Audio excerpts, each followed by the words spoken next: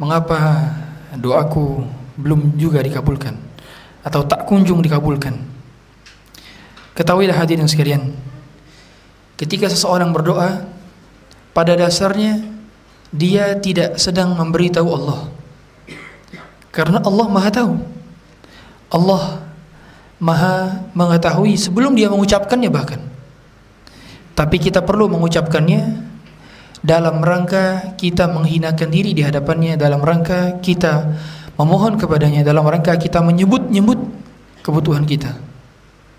Sehingga pada dasarnya dalam doa kita, kita sedang menunjukkan kerendahan kebutuhan dari kedua tangan yang kita angkat. Oleh karenanya tidak ada posisi yang paling disenangi Allah Subhanahu wa taala kecuali dua posisi, yaitu posisi sujud dan posisi di mana kita mengangkat kedua tangan. Dua posisi inilah di mana manusia menghinakan dirinya. Dua posisi inilah di mana manusia merendahkan dirinya. Oleh karenanya Allah Subhanahu wa taala sangat senang dengan dua posisi ini, di mana hambanya tidak merasa besar. Posisi ketika sujud misalnya, di mana dia setarakan antara dahi, bagian tubuh yang paling mulia dari tubuhnya, setara dengan kakinya yang dia pakai untuk menginjak dan berjalan. Dia setarakan bahkan posisi kepala lebih rendah daripada bokong pada saat sedang sujud. Ini adalah posisi yang sangat Allah cintai, di mana hamba-hamba sangat merendahkan diri di hadapan Allah. Pun begitu, ketika posisi hamba mengangkat kedua tangannya, maka pada saat posisi itulah hamba mendapatkan kerahmatan dari Allah Subhanahu wa taala, yang mana dia sedang merendahkan diri, menghinakan diri, merasa butuh. Oleh karenanya Allah Subhanahu wa taala sangat senang dua posisi ini. Rasulullah katakan, "Inna rabbakum tabaraka wa ta'ala yastahyi min abdihi idza rafa'a yadayhi ila as-sama'i an yaruddahuma sifran." Sesungguhnya Tuhan kalian tabaraka wa ta'ala hayyun karimun, hayyun karimun. Allah Maha pemalu sekaligus Allah juga Maha dermawan. Tentu malunya Allah dan dermawannya Allah berbeda dengan makhluknya. Laisa kamitslihi syai'un wa huwas samiul basir. Tidak sama sifat-sifatnya dengan sifat makhluk. Secara hakikat pasti berbeda. Allah Maha malu dan dermawan. Ketika melihat seorang hamba mengangkat kedua tangannya ke langit, idza rafa'a yadayhi ila as-sama' an yaruddahu masifran, tetapi tidak memberikannya apapun sehingga hamba ini menurunkan kedua tangannya kembali dalam keadaan hampa, pasti setiap doa akan diijabah, setiap doa akan dikabulkan, setiap doa akan direspon. Oleh karenanya permintaan kita kepada Allah Subhanahu wa taala justru disenangi Allah, sedangkan permintaan kita kepada makhluk pasti dibenci makhluk. Oleh karenanya ada seorang penyair berkata, Allahu yaghdabu in tarakta su'alah wa bunayya adamu hina yus'alu yaghdabu. Allah marah kalau tidak diminta, sedangkan manusia marah kalau diminta berkali-kali. Ya. Allah itu kalau nggak diminta justru marah. Tapi manusia, coba kalau kita minta ke dia, ya, pinjam 100 dulu, gimana? Kalau pinjam 100 dulu, dia akan marah kalau kita meminta berkali-kali. Tapi Allah senang kalau kita minta berkali-kali kepadanya. Oleh karenanya sifat pada dasarnya manusia terbatas. Oleh karenanya ketika diminta marah. Kenapa manusia bakhil? Karena memang kekayaannya terbatas. Kenapa Allah tidak bakhil? Karena kekayaan Allah tidak terbatas. Kata Allah Subhanahu wa taala dalam sebuah hadits qudsi, "Lau anna awwalakum wa akhirakum wa insakum wa jinnakum kanu fi sa'idin wahidin, qamu fi sa'idin wahidin, thumma sa'alu kulla wahidin minhum mas'alatah." Kemudian setiap di antara mereka, manusia dan jinnya, dari awal hari kiamat, dari awal dihidupkan sampai hari kiamat, semuanya minta kepada Allah. La'ataitu kulla wahid minhum mas'alatah. Aku akan berikan satu persatu setiap permintaan dari mereka. Wa ma naqasa dzalika min mulki syai'a, dan itu sama sekali tidak mengurangi kerajaanku. Saking tidak terbatasnya perbendaraan, kepemilikan, harta, kekuasaan, kekayaan milik Allah, niscaya ketika semua makhluknya meminta dan Allah memberikan satu persatu apa yang mereka minta, itu sama sekali tidak mengurangi jatah, harta, kekayaan, pangkat seluruhnya yang Allah punya. Ma naqasa dzalika min mulki syai'a, tidak berkurang walaupun hanya sedikit, tidak berkurang. Dengan demikian kita harus pahami bahwa tidaklah setiap seorang muslim berdoa kecuali pasti akan dikabulkan, dan tidaklah setiap mukmin berdoa pasti akan mendapatkan kebaikan dari doanya. Oleh karenanya dalam sebuah hadis sahih diriwayatkan Rasulullah SAW bersabda, "Ma min muslimin yad'u bi da'watin laysa fihi ithmun wala biqati'ati rahmin illa a'tallahu ihda thalath." Tidaklah setiap muslim berdoa, tidak ada doa dalam keburukan, bukan doa yang keburukan. Laisa fi itsmun, tidak ada dosa dalam doanya. Jadi dia tidak doa buruk. Dan juga tidak doa untuk memutus silaturahmi. Laisa fihi qati'atu rahmin illa a'tahu Allah ihda thalath. Pasti Allah memberikan salah satu dari tiga perkara. Tiga perkara. Pasti kalau berdoa pasti mendapatkan salah satu dari tiga perkara ini. Imma an tu'ajjala lahu da'watuh. Yang pertama, kalau tidak Allah segerakan pengkabulannya di dunia. Wa imma an yaddakhira laha fil akhirah, atau Allah akan menjadikan dia sebagai tabungan di akhirat. Wa imma an yasrifa anhu minas su'i mithlaha, atau yang ketiga adalah dijadikan sebagai tolak bala. Sehingga kalau seorang yang berdoa, maka salah satu dari ketiga ini, kalau Allah kabulkan secara langsung, ini yang pertama opsinya. Yang kedua, Allah Subhanahu wa taala menjadikan itu sebagai tabungan nanti di hari kiamat, tabungan di akhirat, sehingga dia akan melihat itu semua sebagai sebuah pahala. Bayangkan betapa bahagianya seorang ketika dia banyak berdoa di dunia, kemudian Allah tidak menyegerakannya, tapi justru Allah malah menyimpannya di akhirat. Bahagia sekali. Karena kita tahu semua hadirin, dosa kita amat banyak, amalan kita sangat sedikit, ikhlas kita sangat kurang, lebih banyak riaknya, lebih banyak ujubnya, lebih banyak kurangnya. Salat kita berapa yang khusyuk? Berapa yang khusyuk? Zikir kita berapa yang khusyuk? Berapa yang khusyuk? Salat malam kita berapa yang mengeluarkan air mata berlinang? Berapa banyak? Sangat sedikit. Oleh karena itu kita sangat butuh dengan pahala-pahala yang sudah Allah siapkan dari doa-doa kita. Dan yang ketiga, wa imma an yasrifa anhu minas su'i mithlah. Allah akan palingkan dia dari bala yang seharusnya menimpa dia. Harusnya menimpa dia bala tersebut. Tapi karena dia berdoa sebelumnya dan Allah tidak mengabulkannya, tidak mengabulkan dalam bentuk secara langsung permintaannya, dan juga tidak menjadikannya sebagai bekal di akhirat, tapi dia menjadikan hal tersebut sebagai suatu penolak bala. Penolak bala yang serupa dengan mislah, serupa dengan hal tersebut. Misalkan contoh, dia berdoa minta uang 100 juta. Mungkin Allah tidak memberikan 100 juta dan Allah tidak menjadikan itu sebagai tabungan di akhirat, tetapi bisa jadi Allah Subhanahu wa taala memalingkan dia dari musibah. Harusnya dia ketabrak yang memakan biaya pengobatan senilai 100 juta. Tapi gak jadi ketabrak. Justru Allah selamatkan dia dari tabrakan tersebut, sehingga dia selamat dari musibah yang total kecelakaannya adalah 100 juta. Begitu maksud daripada wa imma an yasrifa minas su'i mislaha.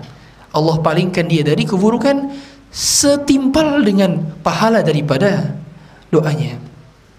Oleh karenanya sampai diriwayatkan bahwa nanti ada hamba yang di akhirat dia menganggap lebih baik justru Allah tidak mengabulkan doanya sama sekali di dunia. Karena betapa banyak kebaikan-kebaikan yang dihasilkan, didapatkannya ketika sudah menapakkan kaki di surga. Oh, betapa bahagianya orang melihat pahala-pahalanya di surga banyak.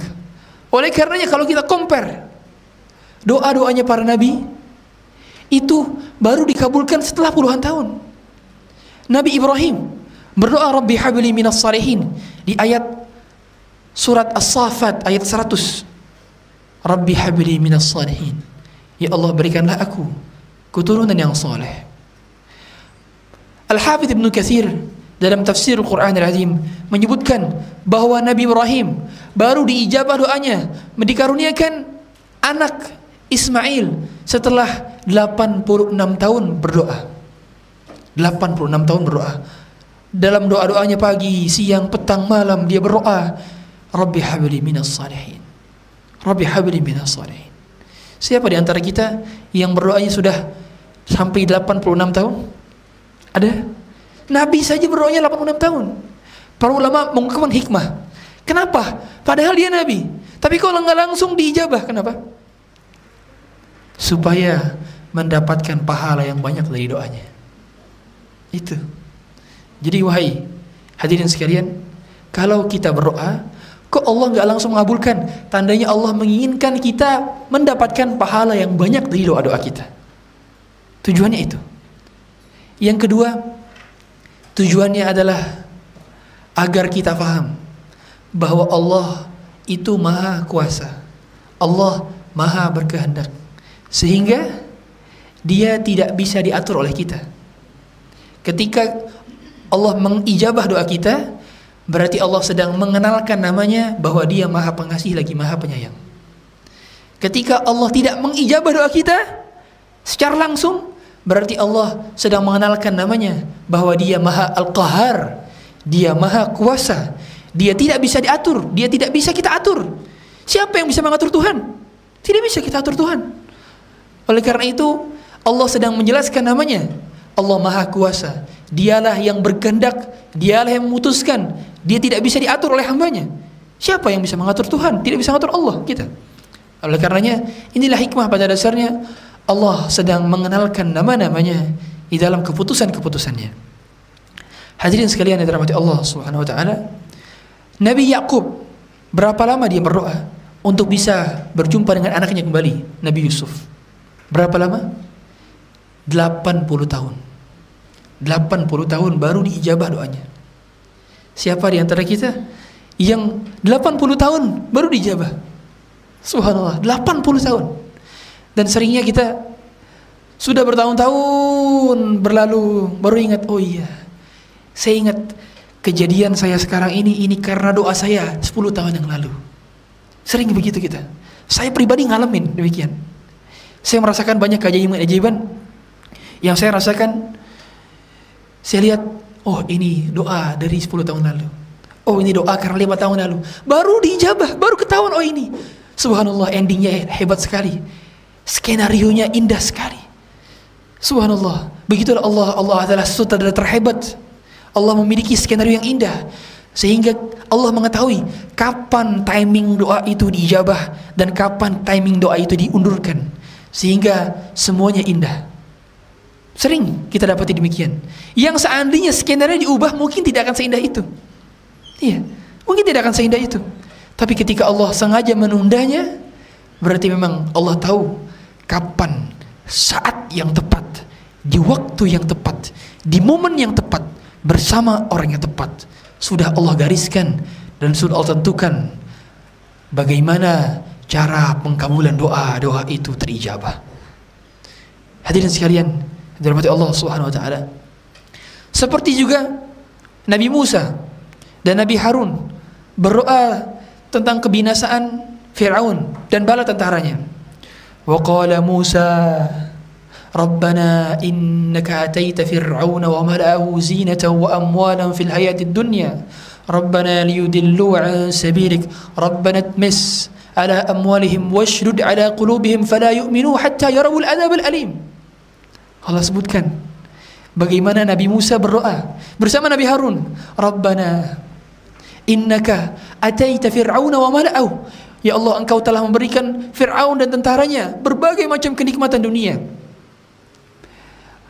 Amwalan fil hayati dunia, diberikan harta juga sehingga dia menjadi lalai kepadamu, sehingga dia kufur kepadamu. Rabbana liyudillu an sabilik. Nabi Musa berdoa kehancuran Fir'aun, Rabbana tmis ala amwalihim, ya Allah hancurkanlah kekuasaannya, hartanya. Washdud ala qulubihim, dan kuncilah hatinya. Fala yu'minu hatta yarawul azab al-alim, sehingga dia tidak akan beriman sampai merasakan azabmu. Kemudian Allah sampaikan di ayat berikutnya, qala qad ujibat da'watukuma fala tastaqima fala tattabi'ani sabilal ladzina la ya'lamun. Fastaqima fala tattabi'ani sabilal ladzina la ya'lamun. Telah diijabah doa kalian berdua. Dan para ulama menjelaskan, ketika diijabahnya doa Nabi Musa, diterimanya Nabi Musa, itu tidak langsung Fir'aun mendapatkan azab. Baru setelah sekian lama baru Fir'aun tenggelam di Laut Merah. Jadi memang ada space, ada range antara diterimanya doa dengan pengijabahan doa. Di sini Allah qala qad ujibat da'watukuma, telah diterima doa kalian berdua. Oleh karenanya dalam mendoakan Palestina ini nggak bisa kita bilang, ya elah cuma doa doang, doa aja, cuma doa doang ente bisanya. Doa itu nggak cuma, doa itu nggak doang. Iya, doa itu nggak cuma, doa itu nggak doang. Doa adalah senjatanya orang beriman.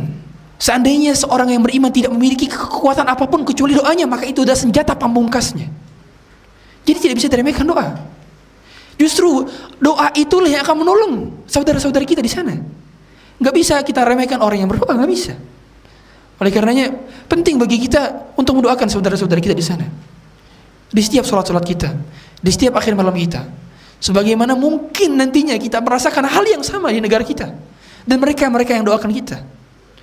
Maka seorang yang beriman itu sebagaimana bangunan, sebagaimana kata Rasulullah SAW, al-mu'minu lil mu'mini kal bunyan.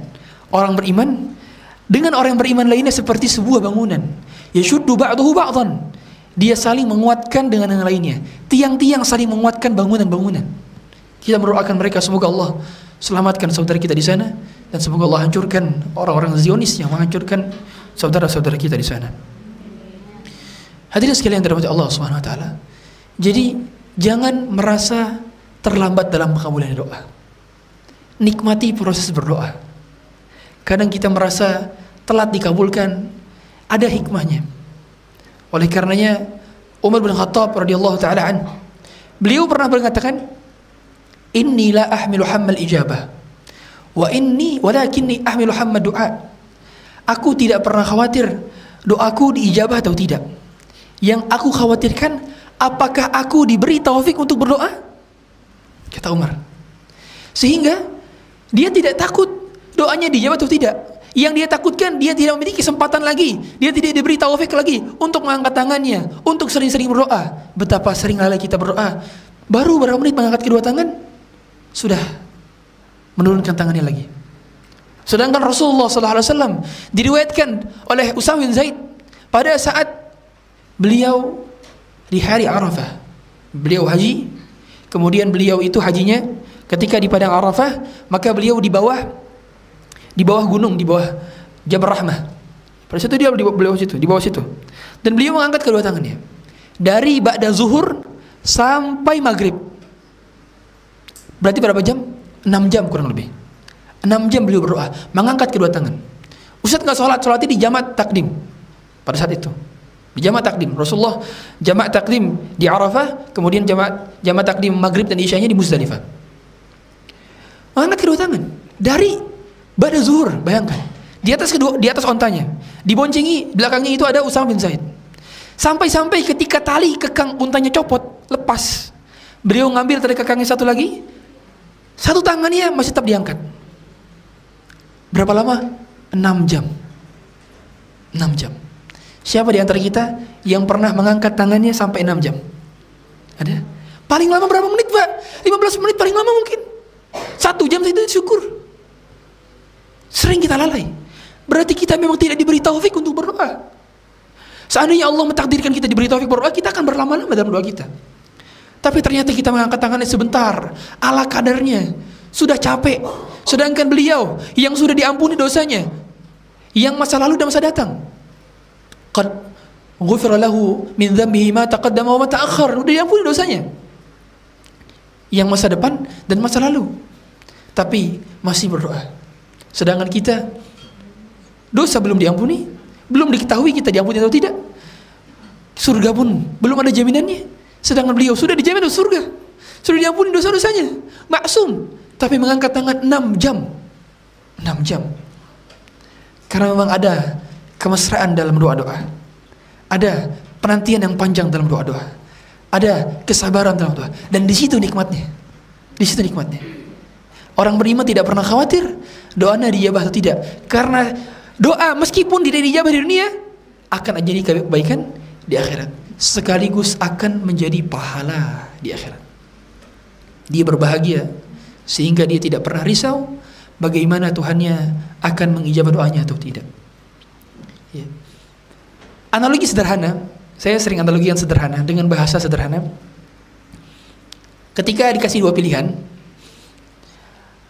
ketika Anda bertemu dengan kekasih Anda, kemudian pilihan pertama, Anda dikasih bunga sama dia, kemudian pergi. Ketemu sebentar, dikasih bunga, kemudian pergi. Atau pilihan kedua, kita bisa bersama sama dia selama 24 jam penuh memegang tangannya. Kira-kira mau pilih yang mana? Mau pilih yang mana? Pilihan kedua lah. Daripada dikasih bunga terus pergi. Lebih baik berlama-lama menggenggam tangannya seharian, kan begitu. Seringkali justru kalau dipercepat doanya, seringkali kita lupa dalam mengangkat tangan lagi. Nanti kalau Allah kabulkan semuanya, nanti kita lupa caranya gimana berdoa. Kalau Allah kabulkan semuanya, terus untuk apa ada di surga? Kalau Allah kabulkan doa kita semuanya di dunia langsung, pertanyaannya, lalu untuk apa adanya surga? Untuk apa adanya surga? Sedangkan yang membedakan dunia dengan di akhirat, yang membedakan dunia dengan di surga apa? Permintaannya. Kalau permintaan di dunia tidak semua dikabulkan, sedangkan permintaan di surga semuanya dikabulkan, kan gitu. Sehingga Allah memang sudah mendesain dunia ini penuh serba kekurangan, serba tidak disegerakan, dan serba fana. Tujuannya adalah untuk membedakan dunia dengan surga. Dan lagi-lagi agar kita rindu surga. Kenapa kita berdoa tidak cepat dikabulkan? Kenapa yang kita minta seringnya tidak sesuai dengan apa yang kita ekspektasikan? Tujuannya supaya kita rindu surga, supaya kita rindu kampung halaman kita. Karena hanya di sana semua yang diminta akan dikabulkan. Sedangkan di dunia seringnya kita mendapatkan hal yang tidak sesuai dengan ekspektasi kita. Allah katakan dalam surat An-Najm, Amlil insani ma tamanna. Apakah manusia dapat mendapatkan semua yang diinginkan? Tidak. Coba lihat, dicek, saya lupa ayatnya. An-Najm, Amlil insani ma tamanna. Amlil insani ma tamanna. Apakah manusia dapat mendapatkan semua yang diinginkan? Di sini difahami oleh para ulama bahwa semua yang diinginkan dapat digapai kalau dia sudah berada di surga. Walakum fima tashtahi anfusukum walakum fima tad'un.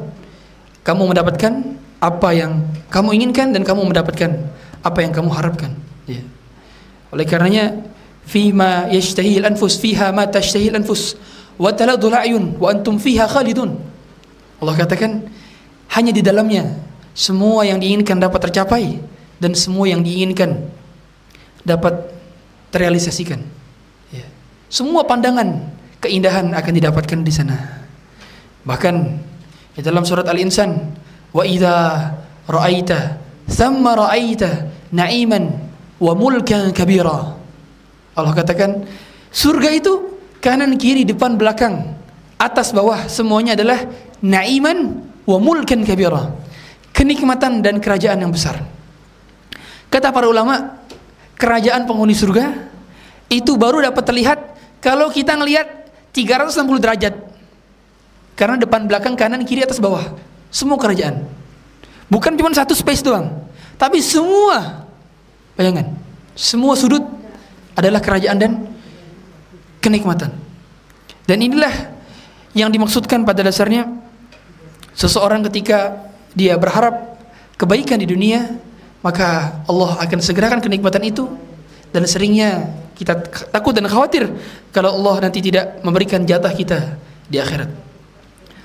Oleh karenanya Umar bin Khattab itu sering khawatir beliau kalau ternyata kebaikan yang dia rasakan lebih cepat dia rasakan, doanya lebih cepat dikabulkan? Khawatir. Karena khawatir ada ayat di dalam Quran, wa ma lahu fil akhirati min khalaq. Nantinya orang-orang yang disegerakan kenikmatannya di dunia, nantinya tidak mendapatkan bagian lagi di akhirat, tidak mendapatkan lagi bagian di surga. Hadirin, coba kita fikirkan dan renungi, bagaimana apabila jadinya ternyata kita nggak punya 1 inci tanah pun di surga. Gimana jadinya kalau ternyata kita nggak punya kaflingan di surga? Kita punya kaflingan di dunia, punya tanah sana sini, punya aset sana sini. Tapi gimana jadinya kalau ternyata di surga nggak ada kaflingan tanah kita, nggak ada list nama kita? Gimana jadinya? Oleh karenanya orang yang beriman faham bahwa tidak dikabulkannya segera seringnya itu mendatangkan maslahat bagi dirinya, dan dia tidak pernah khawatir dan tidak pernah risau pada dasarnya, karena selama dia berdoa mengucap apa yang diridhai oleh Allah, pasti Allah akan ganjarkan dia dengan kebaikan-kebaikan. Kita masuk kemudian ke dalam adab-adab di dalam berdoa. Adab-adab di dalam berdoa.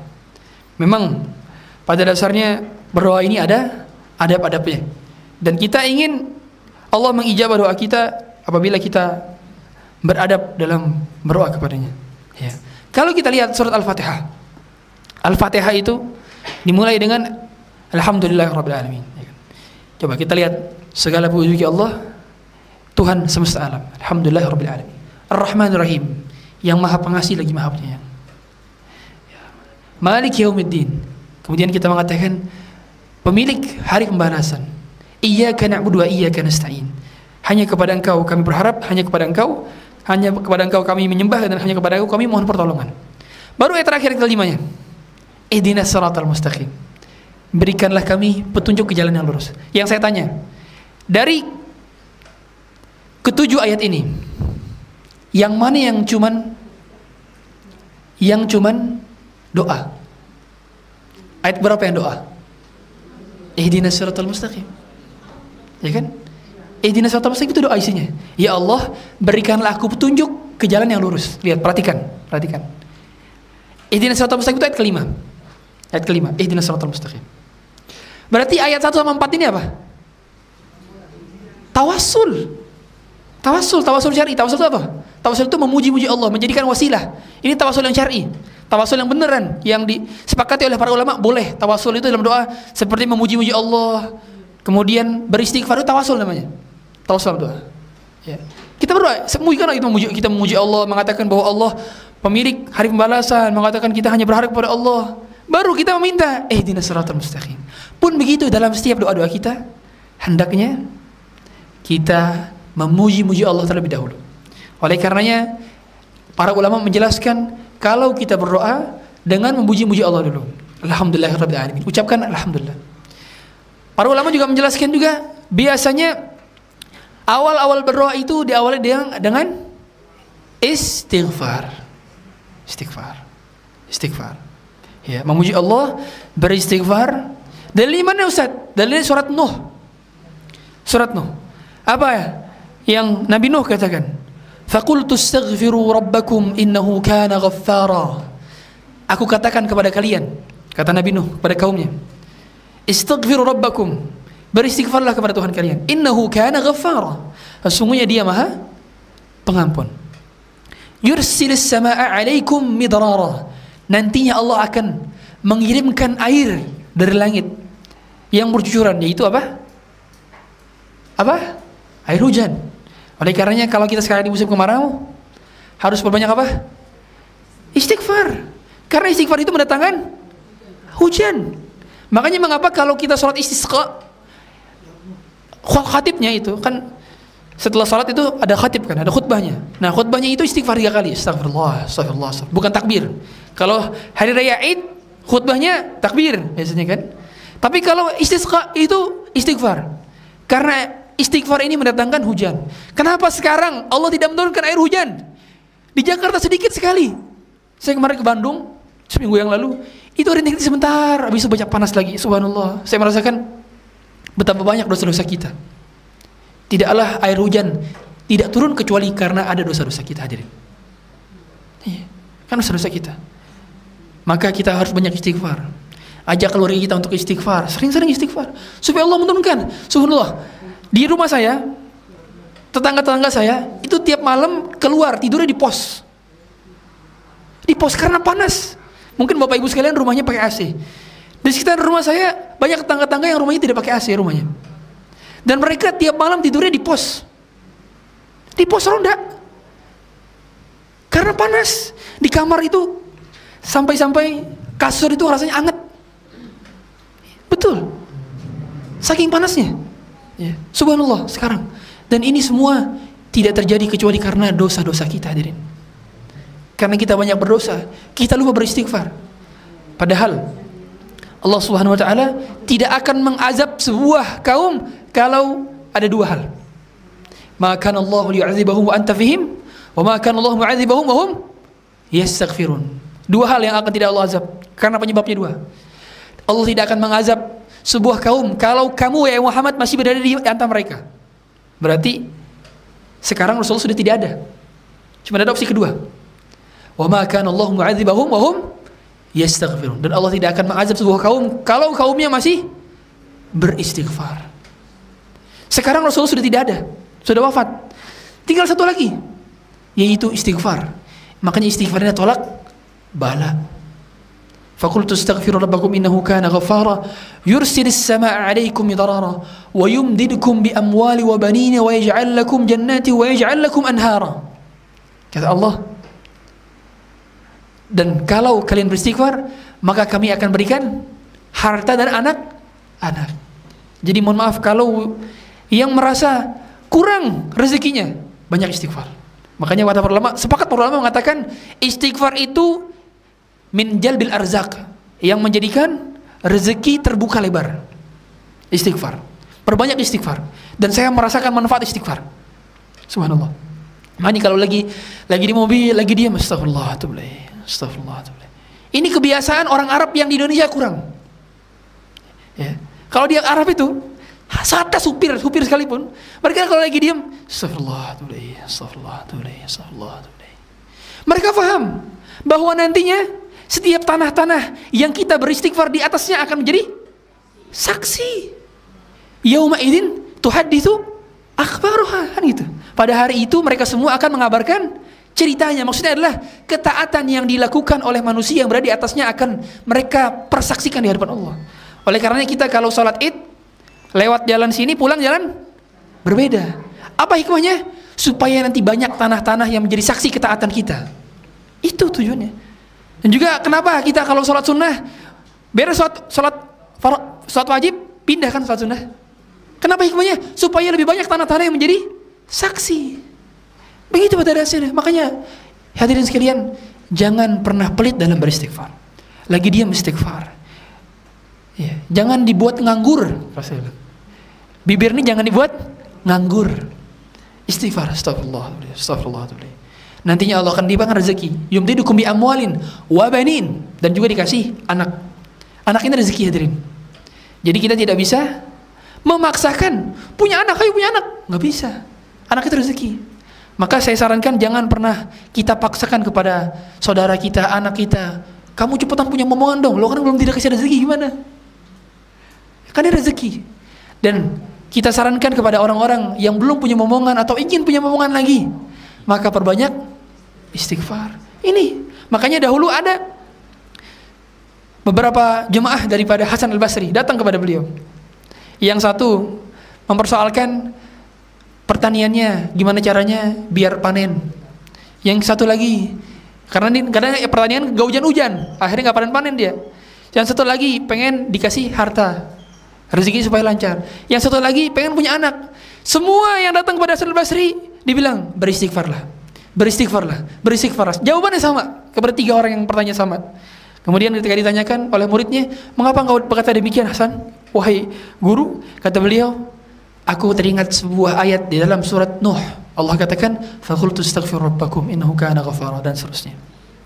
Sehingga istighfarlah menjadi kunci bagi adab-adab dalam berdoa. Kemudian juga di antara adab-adab dalam berdoa adalah kita merendahkan suara, melirihkan suara. Jadi dalam doa itu nggak perlu harus kenceng-kenceng. Makanya nggak ada doa berjamaah selesai sholat itu, tidak ada. Tidak ada. Iya, Rasulullah pernah berdoa berjamaah, Rasulullah pernah berzikir keras berjamaah, tapi pada saat sahabat belum mengerti bacaannya. Tapi setelah sahabat mengerti bacaannya, maka zikirnya sir. Zikirnya apa? Sir, sendiri-sendiri, tidak dikeraskan. Begitu pula berdoa berjamaah selepas sholat itu tidak ada. Tidak ada pengkhususannya, karena pengkhususan sesuatu butuh dalil. Sehingga tidak ada doa berjamaah selepas sholat. Ya. Oleh karenanya, kalau kita mau berdoa, maka tidak perlu dikeraskan. Karena sebagaimana hadis dari Abu Musa al-Asy'ari, bahwa dahulu para sahabat kalau naik gunung, naik tempat-tempat tinggi, naik bukit, mereka semua teriak, Allahu Akbar, Allahu Akbar, teriak. Kemudian Rasulullah menegur mereka, irba'u ala anfusikum, tenangilah diri kalian, rendahilah suara kalian, fa innakum la tad'unna asamma wala ghaibah, sesungguhnya kalian tidak sedang memanggil zat yang tuli dan tidak ada. Fa innakum tad'una sami'an qariba, tapi sesungguhnya kalian sedang memanggil zat yang maha mendengar dan yang maha dekat. Huwa aqrabu min hablil warid, Allah ternyata lebih dekat daripada urat nadi kita. Allah lebih dekat daripada apapun itu, sehingga kita kalau berdoa melirihkan doa-doa kita. Ya. Makanya doanya Nabi Zakaria gimana? Ya. Zakaria idnada rabbahu nidaan khafiyya, kan gitu. Dalam surat Maryam tuh. Ya, di awal-awal surat Maryam sekitar ayat ke-5 atau ayat ke-6 itu doa Nabi Zakaria diabadikan dalam Quran ketika dia minta anak. Ya, dia minta anak. Makanya kalau di dalam doa adalah dengan khufyah. Khufyah itu sembunyi-sembunyi. Ya. Dan juga doanya apa? Doanya pelan-pelan, sir. Jadi Allah itu maha mendengar. Bahkan yang tidak terucap saja Allah dengar, apalagi yang terucap, kan gitu. Oleh karenanya dalam berdoa tidak perlu teriak-teriak, tidak perlu kita gerasa-gerusuk. Dengan lirih kita ucapkan. Kemudian juga doa ini hendaknya kita jelaskan apa keinginan kita, kelemahan kita. Ya. Sebagaimana juga doanya Nabi Zakaria, ya. Inni wahana al-'azmu minni washta'ala ar-ra'su shayban wa lam akun bidu'aika rabbi syaqiyya. Ya. Jadi Zakaria menjelaskan apa? Menjelaskan bahwa dia sudah tua renta, sedangkan istrinya mandul. Tapi aku tidak pernah berputus asa dalam berdoa kepada Engkau ya Rabb. Subhanallah, bagus sekali doanya. Jadi di antara adab doa gimana? Sebelum minta, kita jelaskan kelemahan kita. Ya Allah, aku ini lemah, aku hamba yang hina, aku hamba yang penuh dengan kelemahan. Dijelaskan kelemahan-kelemahan kita. Ya. Makanya mengapa doanya Nabi Yunus apa? La ilaha illa anta subhanaka inni kuntu minadh dhalimin. Itu kalau kita lihat, itu doanya ngapain?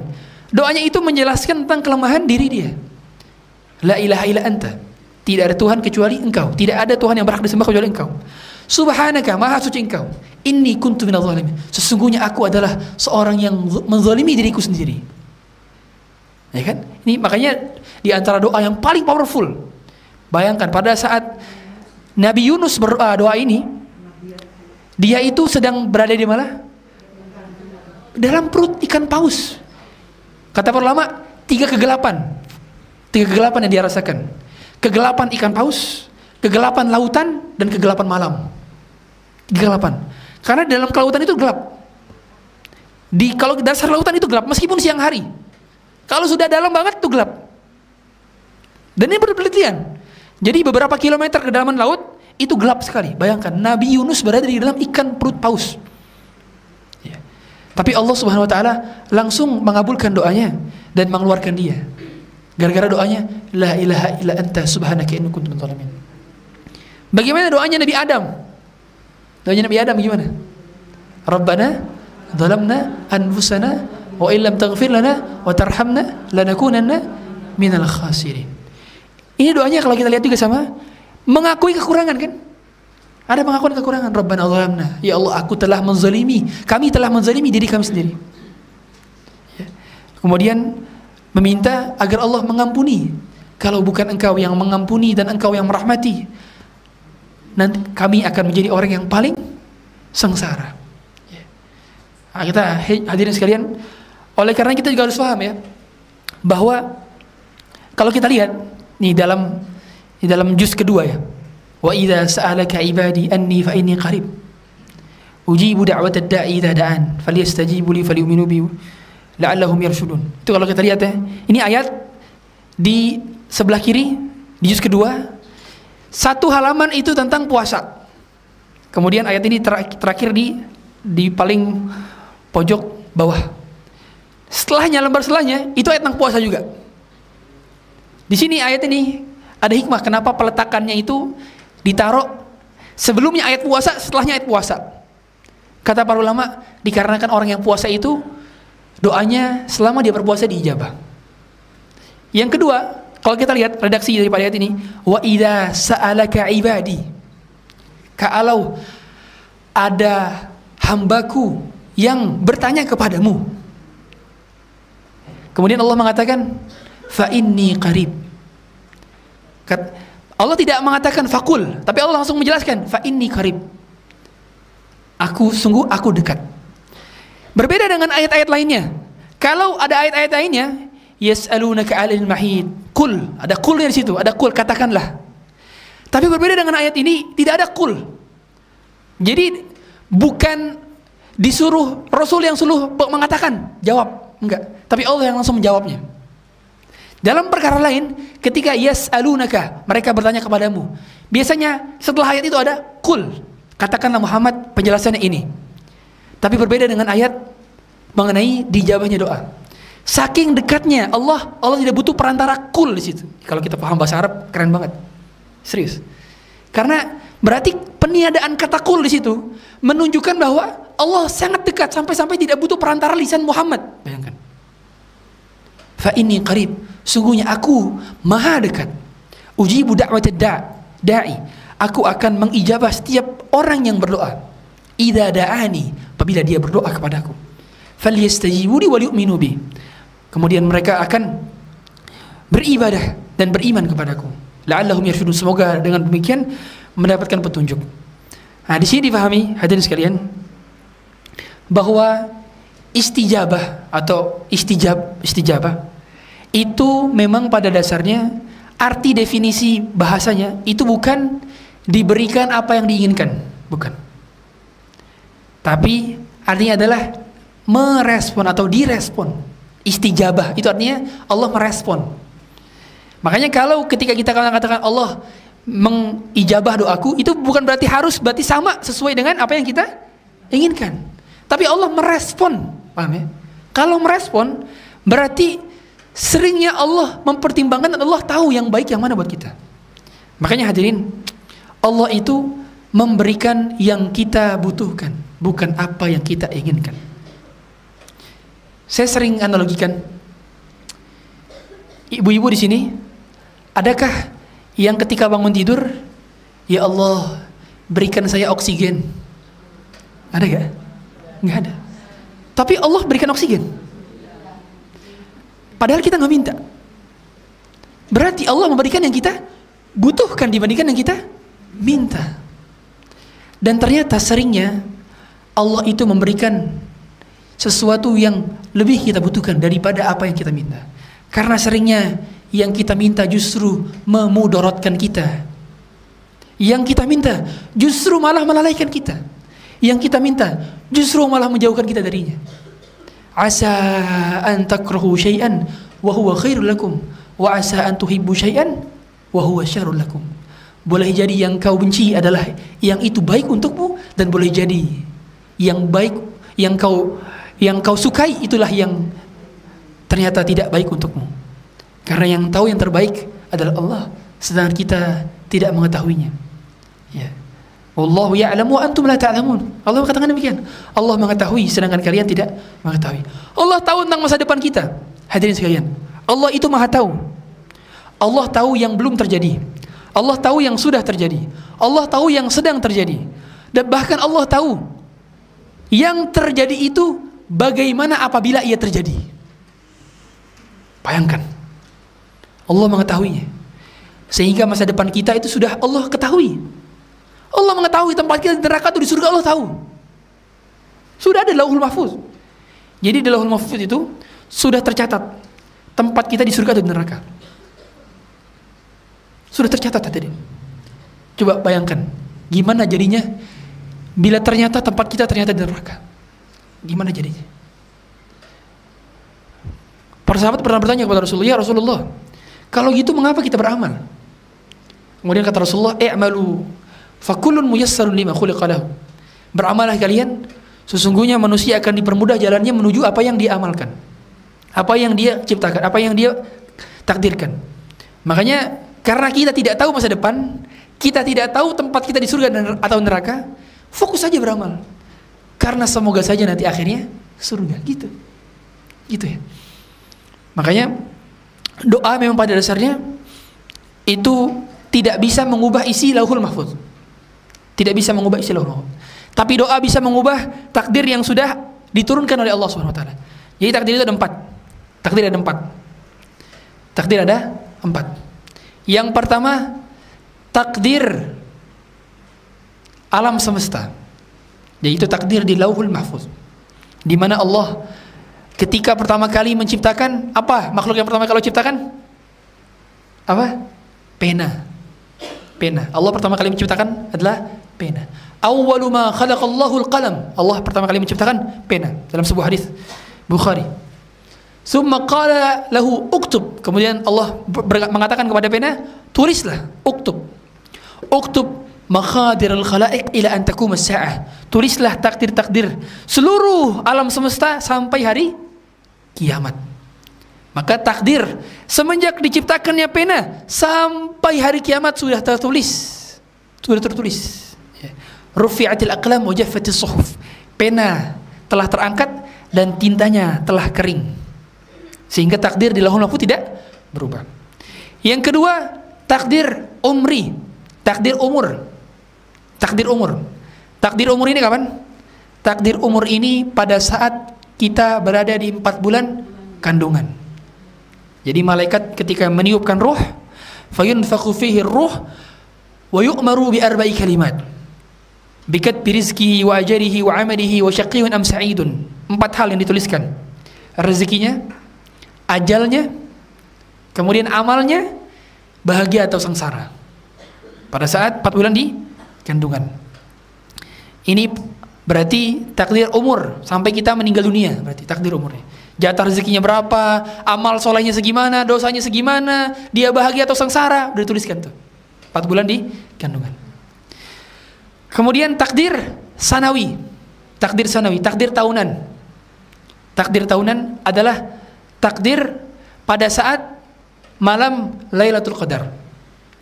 Allah menentukan, merilis takdir-takdir selama setahun ke depan di malam Lailatul Qadar. Oleh karenanya qadar dinamakan Lailatul Qadar, di antara artinya adalah malam penentuan takdir, malam perilisan takdir. Ya. Ini dalam surat Ad-Dukhan kata Allah, fiha yufraku kullu amrin hakim. Amru min indina.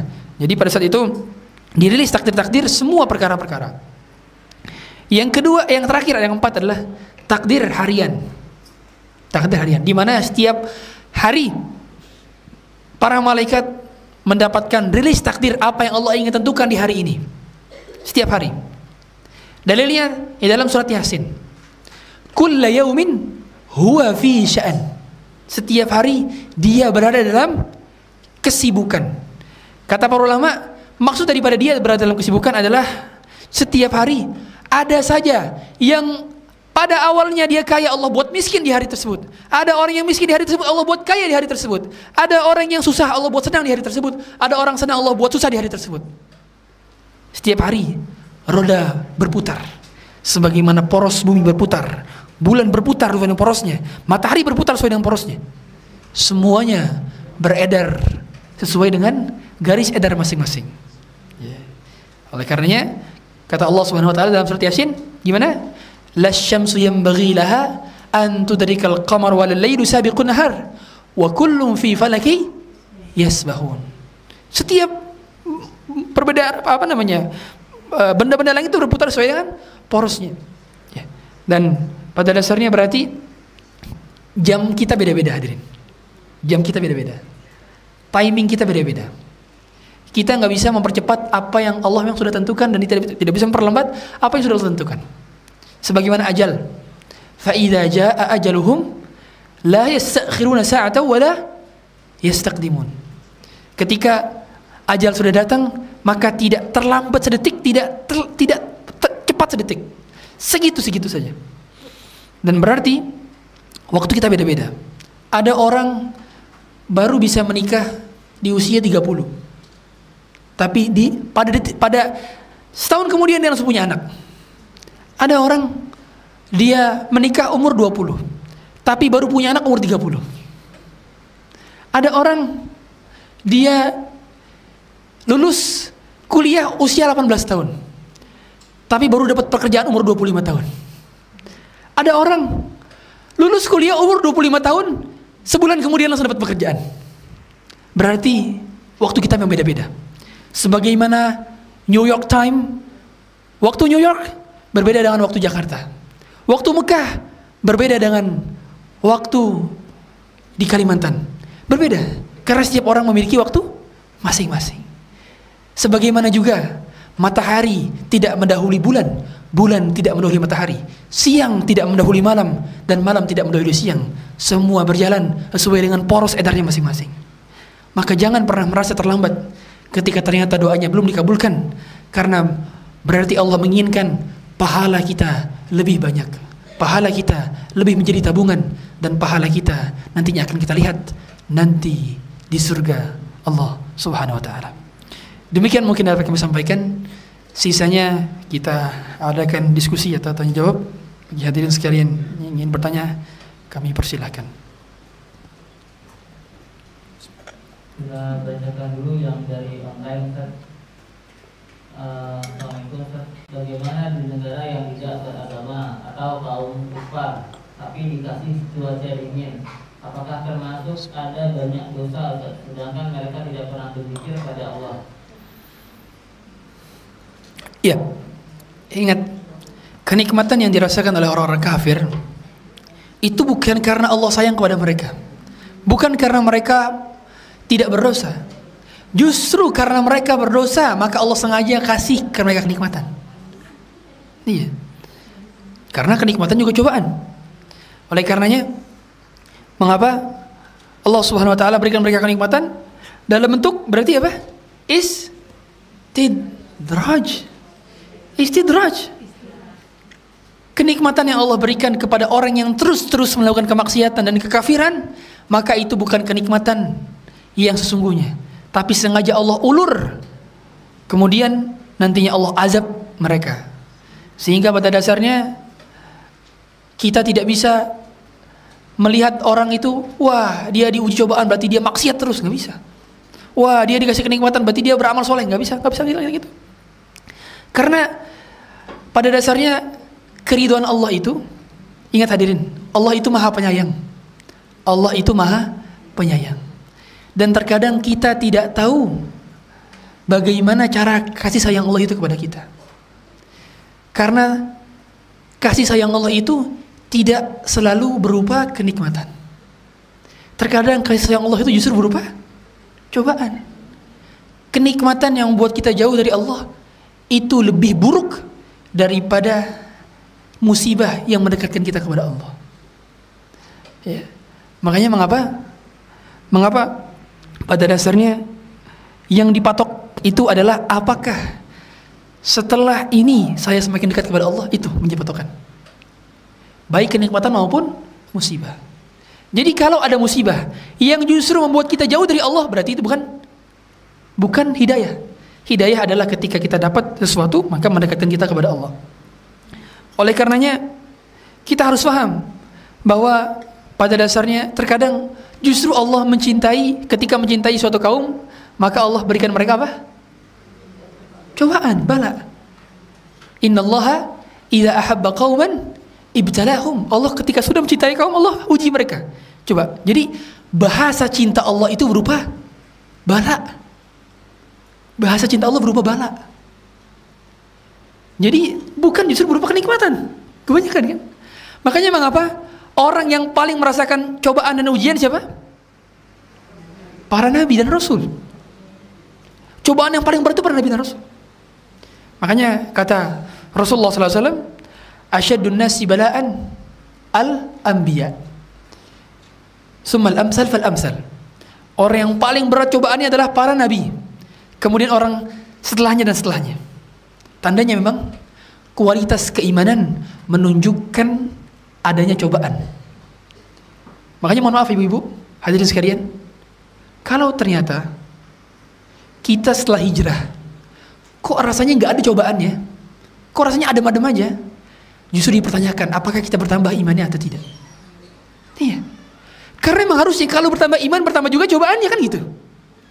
Makanya saya sering banget, Ustadz, saya setelah resign dari sini jadi susah, Ustadz. Masalah saya jadi banyak. Itu pertanda bahwa iman antum naik. Antum bersyukur, barangkali amal antum diterima oleh Allah.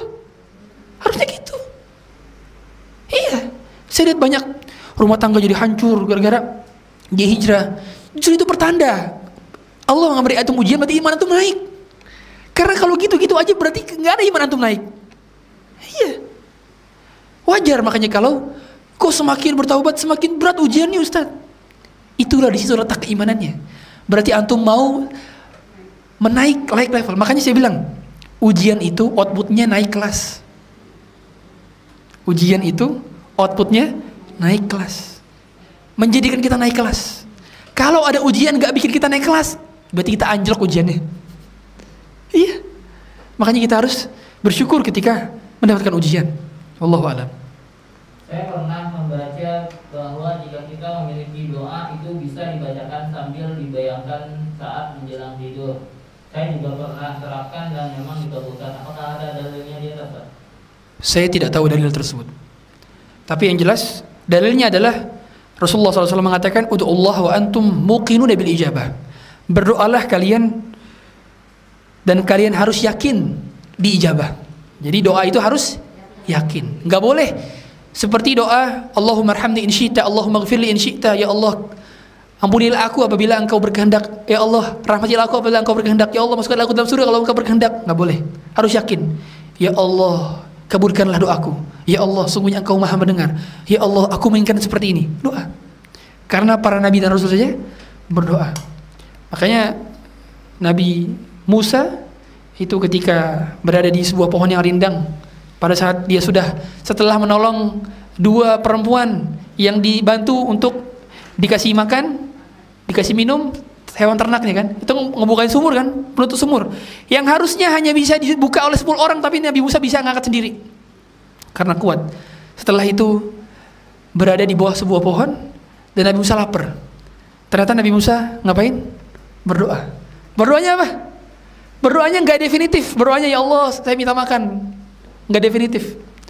Berdoanya justru adalah yang tidak definitif. Ya. Di antara doanya Nabi Musa adalah pada saat itu beliau ingin minta makan tapi tidak menyebut secara langsung. Maka langsung Allah berikan 3 perkara langsung. Allah kasih pekerjaan, ya. Kemudian Allah kasih apa? Kasih tempat tinggal. Kemudian Allah kasih istri. Memang terkadang doa itu terkadang tidak definitif, tapi terkadang doa juga definitif. Sebagaimana para sahabat, mereka kalau garam di rumah habis, mereka doa dulu sama Allah baru beli garam.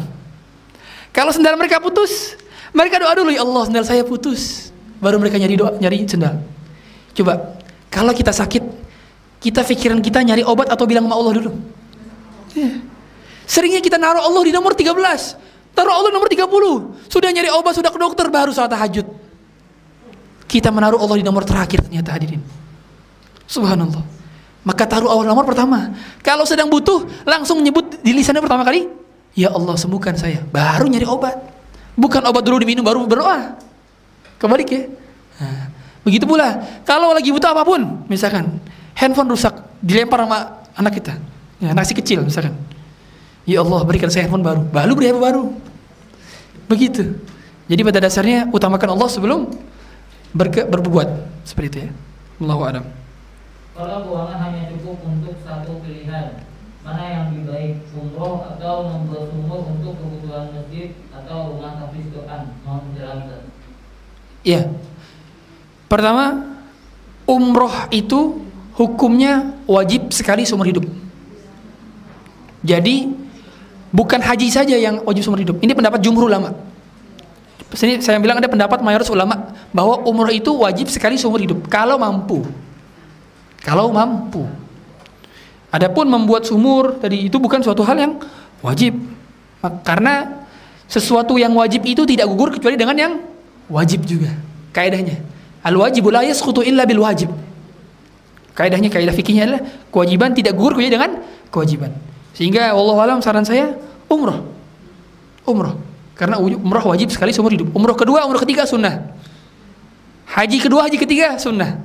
Tapi haji pertama, umroh pertama wajib satu kali seumur hidup. Mengapa Ustadz? Karena umroh adalah haji kecil. Sehingga para ulama mengatakan bahwa umroh juga wajib sekali seumur hidup. Wallahu a'lam. Bagaimana dengan hukum COD?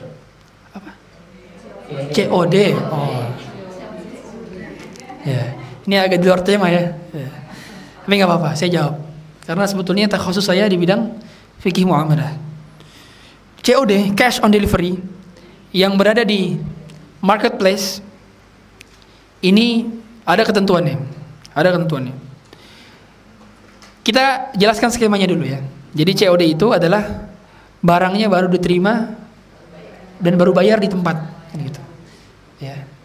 Jadi barangnya tertunda, uangnya juga tertunda, ya kan? Itu. Dan COD ini, apakah termasuk ke dalam jual beli hutang dengan hutang, sehingga barangnya telat, uangnya juga telat? Ternyata skema seperti ini pernah dilakukan oleh Nabi Sallallahu Alaihi Wasallam bersama sahabat Jabir. Satu ketika Rasulullah bersama Jabir berada dalam sebuah perjalanan, kemudian Rasulullah ingin membeli untanya Jabir. Untanya Jabir. Jabir ingin memberikan untanya, tapi Rasulullah menolak, saya ingin membeli saja. Akhirnya diterima oleh Jabir. Tapi uangnya belum dikasih, untanya juga belum dikasih. Jadi Jabir masih di tunggangannya, Rasulullah masih di tunggangannya. Baru sampai di Madinah, barulah Jabir mengantarkan untanya kepada Rasulullah dan Rasulullah memberikan uangnya. Ini enggak jauh beda seperti skema COD, cash on delivery, di mana ada penundaan dalam penyerahan barang dan ada penundaan dalam penyerahan uang. Tapi mereka sudah memiliki barang dan uang masing-masing. Gitu ya. Jadi ini tidak masalah. Yang tidak boleh pakai skema COD adalah dropshipper. Jadi orang-orang yang nggak punya barang, dia kemudian dia pakai skema dropshipping, tapi akadnya COD, itu nggak boleh. Karena dia nggak punya barang. Kalau dia nggak punya barang pakai skema COD, maka berarti dia jual hutang dengan hutang. Karena berarti dia belum punya barang dan dia juga ada penundaan dalam penyerahan barangnya. Wallahu alam. Boleh yang dari belakang dulu, kalau misalnya ada, kalau enggak kita lanjut ke pertanyaan apa yang bukan Ibu, kalau ada yang dari belakang Bu, mic-nya ada di belakang.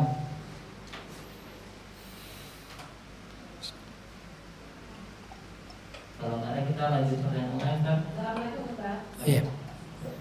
Apa misalnya kita suka lihat video-video ibu-ibu yang cacat, tapi dia non muslim.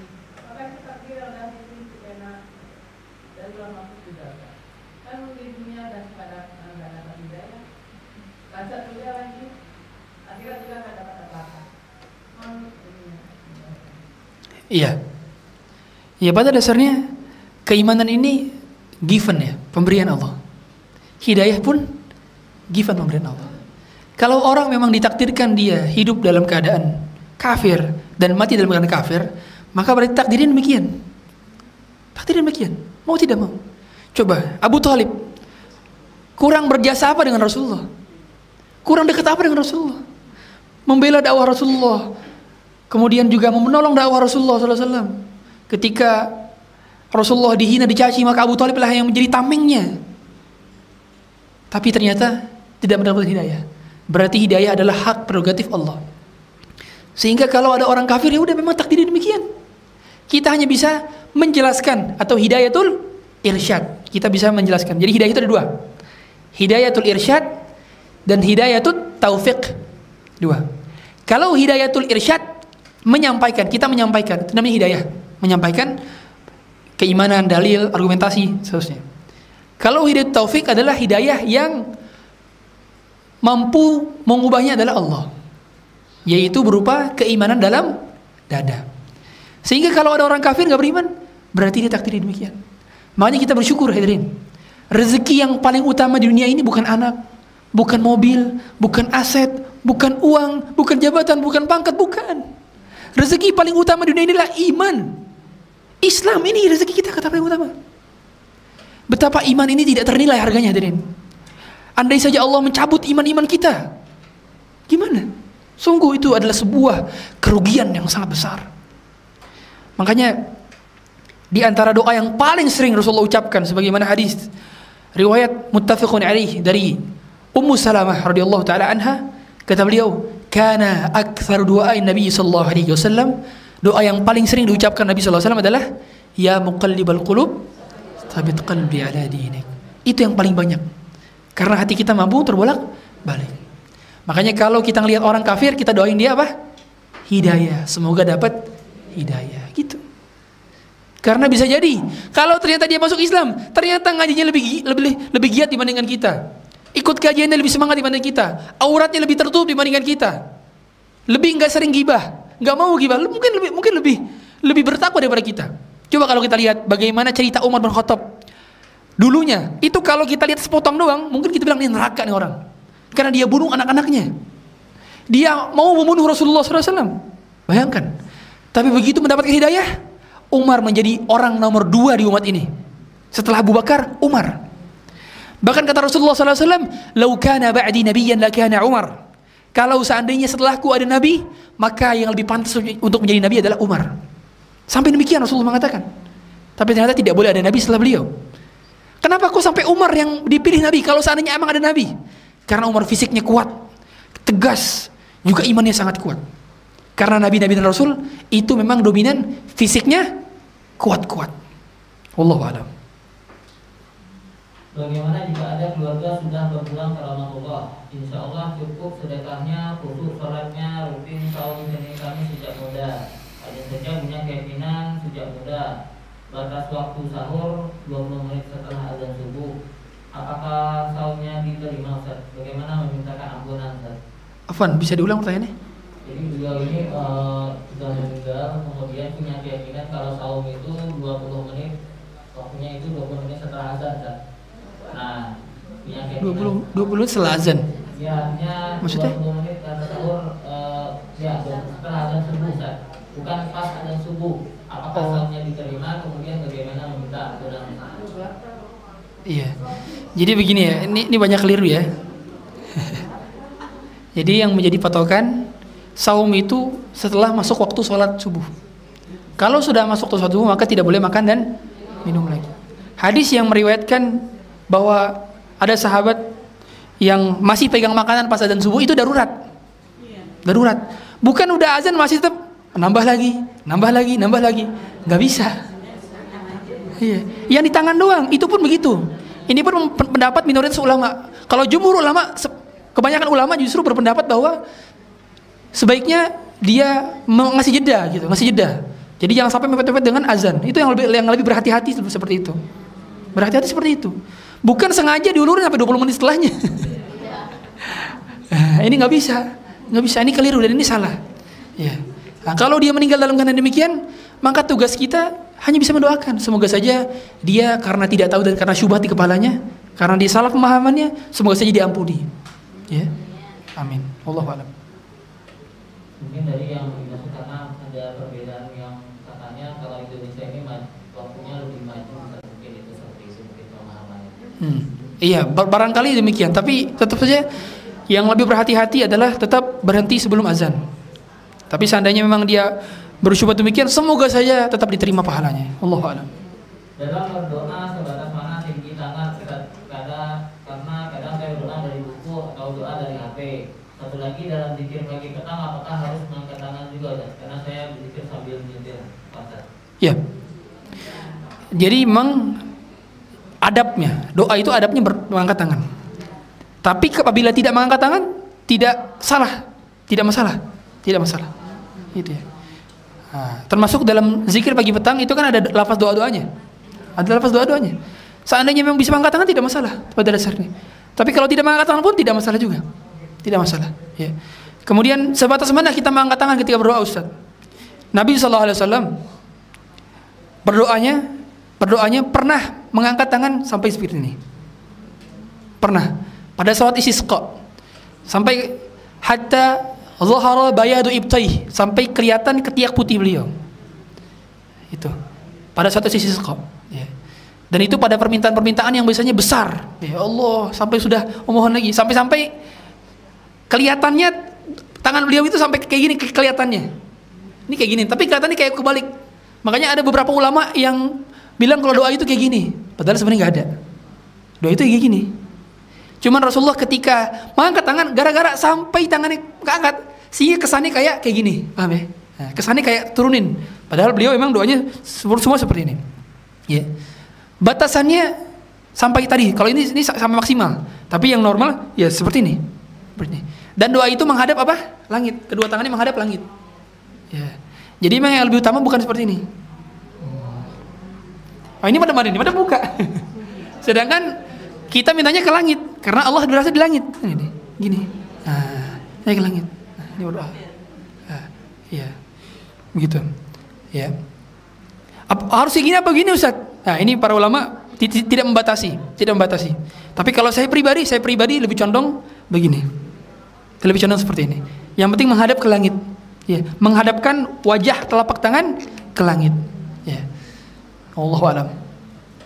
Bagaimana dengan hukum orang yang mengambil copy paste potongan-potongan kajian kemudian diposting di YouTube dan kemudian dapat penghasilan? Ini secara adab kurang bermanfaat ya, kurang bagus ya, kurang bagus. Apalagi kalau dia hendaknya izin juga, izin kalau mau posting izin dari sumbernya, apalagi mendapatkan keuntungan dari sana, sebaiknya izin. Kalau memang ada keuntungannya dan keuntungan tersebut didonasikan lagi, itu tidak masalah, Allah alam ya. Tapi kalau seandainya buat keuntungan pribadi, maka saran saya tidak dilakukan ya. Allah alam. Jika seorang ibu diuji dengan dipisahkan dengan anaknya, lalu setiap usaha yang dilakukannya dalam menjalin hubungan dengan anaknya selalu gagal, ibu tersebut pun takut akan pendidikan agama anak-anaknya. Apakah saat ibu tersebut tidak lagi berusaha tapi hanya mencukupkan berdoa saja, berharap Allah yang kembali mempertemukan dengan anak-anaknya kembali? Berdosakah ibu tersebut yang tidak memenuhi perannya secara langsung sebagai ibu? Apa yang terakhir berdosakah apa? Jadi beliau dipisahkan sama anak-anaknya, jadi berusaha untuk bertemu pun susah. Jadi beliau takut untuk terhadap pendidikan anaknya. Jadi dia tidak bisa berperan sebagai seorang ibu yang baik. Apakah ini berdosa atau tidak? Oke. Iya, pada dasarnya Allah katakan fattaqullaha mastata'tum dalam surat At-Taghabun. Bertakwalah semaksimal kalian. Kalau maksimal sudah lakuin demikian, ternyata itu titik maksimal kita. Ingat hadirin, titik maksimal kita berbeda-beda. Ada orang maksimalnya segini, ada orang maksimalnya segini. Orang yang maksimal, orang yang pincang berbeda maksimalnya dengan orang yang masih utuh kakinya. Orang yang buta maksimalnya berbeda dengan orang yang panca inderanya masih lengkap. Beda-beda maksimalnya. Kalau yang bertanya tadi maksimalnya sudah maksimal demikian, maka pasrahkan kepada Allah. Pasrahkan kepada Allah. Karena pada dasarnya kalau kita sudah berpasrah berarti Allah nantinya yang akan mengurusi sisanya. Kebanyakan kita itu kenapa kita sering kecewa? Karena kita mengandalkan akal kita. Kita mengandalkan kekuatan fisik kita. Kita mengandalkan banyaknya uang kita. Padahal banyaknya solusi itu seringkali kalau kita sudah berpasrah. Di puncak kepasrahan itu nyatanya banyak sekali solusi yang Allah datangkan dan hadirkan. Kita lihat bagaimana Hajar bolak-balik Safa Marwah 7 kali. Di puncak udah ke-7, udah berada di Marwah 7 ya. Udah 7 kali baru muncul air dari kaki Ismail yang dihentakkan oleh malaikat Jibril. Air tersebut muncul Zam-Zam. Zam-zam itu artinya kumpul air, kumpul. Ya, sampai kata Rasulullah, rahimallahu umma Ismail, law tarakat Zamzam lakanat ma'inan. Kalau seandainya Ummu Ismail itu tidak berkata Zam-zam, enggak, dia meninggalkan, itu Mekah menjadi danau, menjadi lautan. Karena dibikin apa namanya? Dibikin tempat untuk itu sehingga dia menampung air tersebut. Gitu. Nah, ini yang menjadikan pada akhirnya kita bertawakal dulu, bertakwa semaksimal mungkin, ikhtiar semaksimal mungkin, sisanya tawakal. Dan ingat, tawakal harus lebih dominan dibandingkan ikhtiar. Ingat ya, jangan disalahpahami.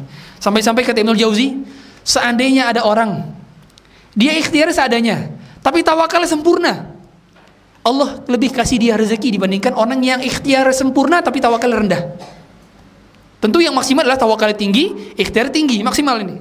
Tapi seandainya ada orang yang ikhtiar tinggi tapi tawakalnya sedikit, Allah kasih dia dikit dibandingkan orang yang ikhtiar sedikit tawakalnya banyak. Makanya dalam hadis, "Lau annakum tawakkaltum 'ala Allahi haqqa tawakkulih, la razaqakum kama yarzuqut tayr, taghdu khimasan wa taruhu bitanan." Seandainya kalian bertawakal seperti tawakalnya burung. Di sini Rasulullah tidak mengatakan seandainya kalian berikhtiar seperti ikhtiar burung, enggak. Tapi Rasul bilang seandainya kalian bertawakal seperti tawakalnya burung. Berarti tawakal memang dominan. Dan ternyata burung-burung diberikan rezeki bukan karena kepiawaiannya, kecerdasannya. Enggak, burung-burung itu enggak pernah nyimpan makanan di rumahnya. Dia enggak pernah nyimpan buat besok. Jadi pada hari itu dia makan, hari itu habis. Besok enggak tahu makan apa lagi. Berarti ikhtiarnya sederhana, ikhtiarnya, tapi tawakalnya luar biasa. Sehingga Allah kasih burung jatah rezeki makanan buat dia dan keluarganya. Maka berbesarlah tawakal hadirin, dan berbesar juga ikhtiarnya. Wallahu a'lam. Apakah boleh berzikir petang sebelum sholat asar? Karena saya dalam perjalanan pulang ke rumah. Zikir petang sebelum sholat asar. Patokan daripada zikir petang adalah ba'da asar. Ba'da asar. Kalau dilakukan sebelum waktunya, maka Allahu a'lam ini menyelisih sunnah. Menyelisih sunnah. Dan kita beribadah sesuai dengan petunjuk Nabi sallallahu alaihi wasallam. Enggak bisa kita kreasikan dan enggak bisa kita modifikasikan, enggak bisa kita buat-buat, enggak bisa. Nabi sallallahu alaihi wasallam berzikir petang ba'da asar. Sebagian riwayat bilang ba'da maghrib. Tapi yang kami lebih condong ba'da asar, ba'da subuh dan ba'da asar. Yeah. Kalau sebelum waktunya maka hal tersebut menyelisihi sunnah, dan tidak diriwayatkan Nabi SAW pernah zikir sebelum asar. Allahu a'lam. Saya pernah mendengar salah satu ustaz berceramah, katanya kalau berdoa jangan mengatur Allah. Kadang saya berdoa kepada Allah semoga diberikan jodoh untuk anak-anak saya. Misalnya dapat suami atau istri yang soleh dan solehah, sayang sama anak-anak, sayang sama orang tua dan keluarga, diberikan pekerjaan untuk anak-anak saya, rezeki untuk kami yang keluarga kami yang halal. Apakah itu termasuk doa yang mengatur Allah, Ustaz? Bukan. Doa yang tidak dianjurkan adalah doa yang berlebih-lebihan. Bagaimana doa berlebihan? Rasulullah pernah mengatakan, "Innahu sayakunu fi akhir ummati qaumun ya'tadduna fit tuhuri wad du'a." Akan ada di akhir umatku orang-orang yang berlebihan dalam bersuci dan berlebihan dalam berdoa. Kalau berlebihan dalam bersuci, cuci tangannya lebih daripada 3 kali, cuci kakinya lebih daripada 3 kali, itu berlebihan dalam bersuci. Atau was-was. Kalau berlebihan dalam berdoa gimana? Kata Rasulullah adalah seperti doa orang, ya Allah, berikanlah aku surga di bagian sebelah kanan. Nah, itu ada yang doa gitu terus, itu ada sahabat yang berdoa gitu. Ya. Makanya di antara berlebihan dalam berdoa itu, misalkan dia minta jodoh, dia minta suami. Ya Allah, berikanlah aku suami PNS golongan 4 yang rumahnya di Pondok Indah. Ini terlalu detail. Terus kalau nggak dikasih seperti itu gimana? Nah, itu terlalu detail. Yang seperti itu yang tidak boleh. Atau minta jodoh. Ya Allah, berikanlah aku jodoh seperti dia. Atau berikanlah aku jodoh yang pokoknya kayak dia, ya Allah. Seandainya dia bukan jodohku, maka jadikanlah dia tetap jadi jodohku. Ini namanya doa maksa. Nah, yang seperti ini yang tidak boleh. Tapi kalau tadi doa minta jodoh yang soleh, doa minta anak-anak yang soleh, itu bukan doa maksa, itu justru doa yang justru kebaikan. Ya, seperti ini yang pada dasarnya berlebih-lebihan. Ya, Allahu a'lam. Kalau kita terbiasa doa sesuatu, jadi kita doa seperti secara otomatis, kurang menghadirkan hati, apakah doa yang seperti itu bisa digabungkan dengan 3 jawaban doa seperti yang Ustaz jelaskan tadi Ustaz dan mendapatkan pahala Ustaz? Iya. Jadi doa itu tidak akan diijabah dari hati yang lalai. Lisannya berkata tapi hatinya tidak khusyuk. Kata Rasulullah SAW, Inna Allah la yastajibu du'a abdin Inna Allah la yastajibu du'an min qalbin ghafirin lahin. Allah tidak mengabulkan doa hamba dari hati qalbin ghafil lahin, yang lalai hatinya. Dia berdoa mengucapkan tapi hatinya mikirin yang lain, pikirannya kemana-mana, tidak khusyuk, tidak mengerti tetap bacaan doanya. Makanya mengapa hadirin sekalian, mulai sekarang usahakan sebelum meninggal dunia, hafalkan semua doa-doa yang pernah dibacakan Rasulullah dan ada dalam Quran ini, dan fahami artinya, dan bermulazamahlah dengan doa-doa tersebut dalam doa-doa kita. Karena doa paling powerful adalah doa-doa yang pernah dicontohkan oleh para nabi. Dan ternyata doa-doa para nabi itu diabadikan dalam Quran. Hampir semuanya diabadikan dalam Quran. Hampir semuanya. Doa Ibrahim ketika minta anak, doa bagaimana Nabi Ibrahim ketika meminta agar negerinya menjadi aman, doa Nabi Zakaria ketika minta anak, doa-doa para nabi, doa Nabi Musa tadi ketika agar Allah celakakan Fir'aun dan seterusnya. Itu doa-doa diabadikan dalam Quran. Pun begitu doa-doa Rasulullah SAW. Karena doa Rasulullah itu sudah pasti ringkas, padat, dan syarat akan makna. Doa Rasulullah. Makanya Rasulullah itu punya mukjizat berupa jawami'ul kalim. Perkataannya sedikit, tapi syarat dan dalam akan makna. Dan diantara kalau orang bingung mau doa apa, ya, doanya perbanyaknya doa apa? Sapu jaga. Doa sapu jaga. Ustaz, maksud sapu jaga itu apa Ustaz? Sapu jaga itu istilah di Indonesia. Istilah di Indonesia.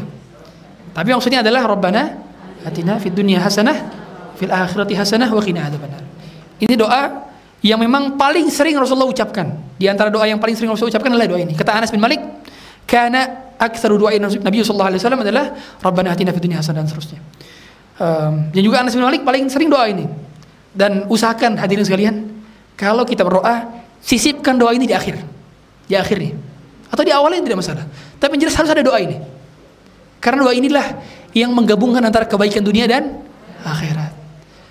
Makanya kata para ulama, seandainya kita bingung mau doa apa, doa ini sudah cukup untuk menghimpun berbagai macam kebaikan dunia dan akhirat. Tentu kita jangan pelit-pelit dalam doa, harus banyak dalam berdoa. Harus lama dalam berdoa.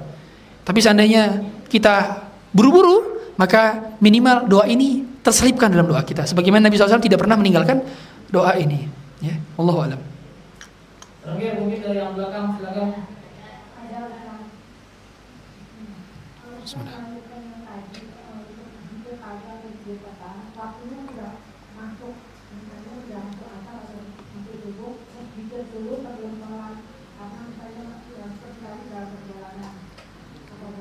Boleh. Yang penting sudah masuk waktu sholat.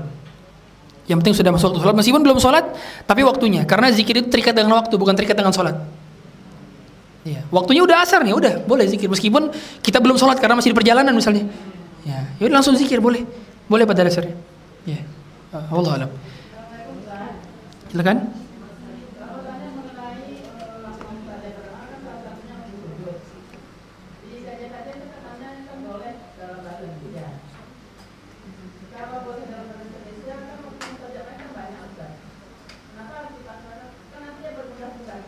Kenapa tadi? Gimana?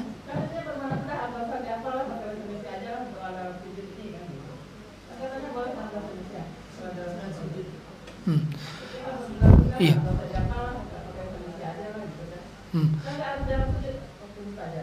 Iya. Iya. Betul. Jadi kalau saran saya jangan pakai bahasa Indonesia. Dalam sholat itu tidak boleh ada perkataan kecuali perkataan yang memang zikir dan doa. Tidak boleh kita berucap seperti bahasa manusia. Justru batal sholatnya. Batal. Kalau kita berbicara dengan bahasa selain zikir dan doa yang Rasulullah contohkan, maka bisa batal. Ya. Makanya kenapa kalau pakai bahasa Indonesia sebaiknya di luar sholat. Di luar sholat. Atau di dalam hati. Atau dalam hati. Kalaupun dalam sholat maka dalam hati. Tidak dilisankan, tidak dijaharkan. Ya. Tidak dilafalkan. Ya. Dan banyak betul tadi. Banyak waktu-waktu mustajab doa, ketika hujan, ketika sedang safar, ketika sepertiga malam terakhir, ketika azan dan baina azan wal iqamah, ba'da asar waktu Jumat, Banyak sekali waktu mustajab. Dan manfaatkan waktu mustajab itu karena tidak terulang 2 kali. Hari yang kemarin kita tidak bisa kembali ke hari kemarin. Hari kemarin tetap jadi hari kemarin. Hari ini jadi hari ini, besok hari besok. Kalau kemarin sudah berdoa, sekarang berdoa lagi. Kalau sekarang sudah berdoa, besok berdoa lagi. Terus berdoa. Jangan pernah luput 1 hari pun dari berdoa. Jangan pernah luput 1 waktu mustajab kita tidak berdoa. Jangan pernah tutup.